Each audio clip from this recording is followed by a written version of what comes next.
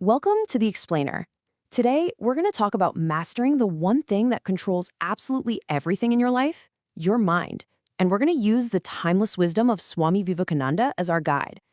So let me ask you, is your mind a restless monkey or is it a powerful lion? Let's really dive into this because according to Vivekananda, you actually have the power to choose. See, most of us, we live with that monkey mind, right? It's jumping all over the place, it's distracted, it's reactive. But deep down, we all have the potential for a mind that's bold, focused, and totally unshakable. And today, we're going to learn exactly how to make that choice. All right, first things first. To win any battle, you've got to know the battlefield, right? And in this case, the battlefield is inside our own heads, so we have to get to know what Vivekananda famously called the untrained monkey mind. I mean, just listen to this. He said, "The mind is like a drunken monkey stung by a scorpion and then possessed by a ghost." Wow. That just perfectly captures it, doesn't it? It's not just restless, it's agitated by all these desires, haunted by thoughts from the past. It's this incredible image for a mind that we don't command, a mind that actually commands us. And this is where it gets really interesting. Look at this contrast. So much of the time, we're living over on the left side of this chart, right?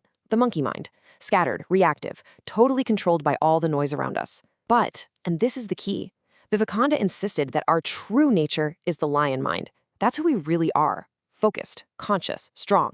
And the best part? The path from one to the other, it's not about talent. It's all about training. Okay, so how do we start training this mind? What's the first weapon in our arsenal? Well, it's something you're already doing right now. Something you do about 20,000 times a day without even thinking about it. Yep, it's your breath. Now, Vivekananda talked about something called prana. He said prana is the sum total of all energy in the entire universe. You can think of it like the life force, or chi. It's the energy that moves the stars and pumps your heart. And the most direct way for us to tap into this universal energy? It's just by breathing. It's that simple. And check this out. The mind is the king of the senses, but the breath is the king of the mind. This is the absolute key takeaway here. Your thoughts and your breath are totally linked. Think about it. When you're anxious, your breath is fast and shallow. When you're calm, it's slow and deep. So if you can learn to control your breath, you start to control your thoughts and your emotions. It's a total game changer. So here's a super simple but really profound technique he taught. The 4-4-4 rhythm. You just inhale for a slow count of 4, hold it for 4, and then exhale slowly for 4. That's it. Seriously, just 1 minute of doing this can immediately calm all those chaotic waves in your mind and bring you right back to a place of clarity. All right, let's move on to our next tool, because this all builds on each other. Once you've got the mind calm, the next step is to learn how to sharpen it. We're going to turn it from a scattered floodlight into a powerful, focused laser. This idea was at the very core of Vivekananda's teachings on concentration. I mean, think about your mind on a typical day. It's pulled in 100 different directions by notifications, emails, worries, and it accomplishes almost nothing. But, he said, a mind that can hold its full attention on just one point, that mind becomes absolutely unstoppable.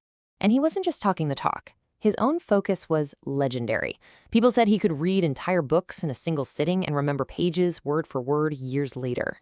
And his secret? He said, "My whole mind is on the page. There is nothing else." He practiced this incredible one-pointedness of mind. It's a concept called ekagrata. So his challenge to us is pretty simple. Stop multitasking. Start monotasking. Take up one idea, he said. Make that one idea your life. Think of it, dream of it, live on that idea. Give your full, undivided energy to one thing at a time. Because that, he taught, is the real key to unlocking pretty much anything you want to achieve. But okay, even with a calm mind, even with a focused mind, there's still one ancient enemy that can just sabotage everything, and you know what it is. It's fear. There's this amazing story about him. He was walking down a narrow street in Varanasi, and suddenly he's being chased by this troop of big, angry monkeys. And, what would you do? He did what any of us would do. He panicked, and he started to run. But as he's running for his life, this voice of an old monk just cuts right through his panic. And the monk just shouts one simple, powerful command at him. Face them. And he did. He literally stopped in his tracks, turned around, and just stood there, facing these charging monkeys. And the weirdest thing happened. His courage totally confused them. The monkeys slowed down, They hesitated, and then they just backed away. And this whole experience became this incredible metaphor for his entire life. Never run from anything. Face it boldly. See, fear is like a shadow. The more you run from it, the bigger it gets. But the second you turn around and face it head on, it starts to shrink. And eventually, it just disappears. Do the thing you fear, and the death of fear is certain. Okay, so this is all great, but how do we actually put it all together? How do we put this wisdom into practice? Well, here's a super simple 5-minute daily drill. Think of it as a practical toolkit you can use to start training your mind like today. Now, this routine isn't about sitting for hours and meditating. No, think of it as the minimum effective dose for mental training. So, in the morning, just 2 minutes breathing strength into your day. Inhale, I am strong. Exhale, all that tension. Midday, you take just 60 seconds to reset with one of those 4-4-4 breath cycles. And at night, 2 minutes to just mentally review one small fear you faced or one you're going to face tomorrow. It's a really simple framework, but it builds that mental muscle day by day. You know, if there's one thing to take away from all this, it's this. Mental strength is not a gift. You aren't born with a warrior's mind. You build it. It's a decision you make, a discipline you practice, day after day, moment by moment. And that really brings us to the final question Vivekananda leaves us with.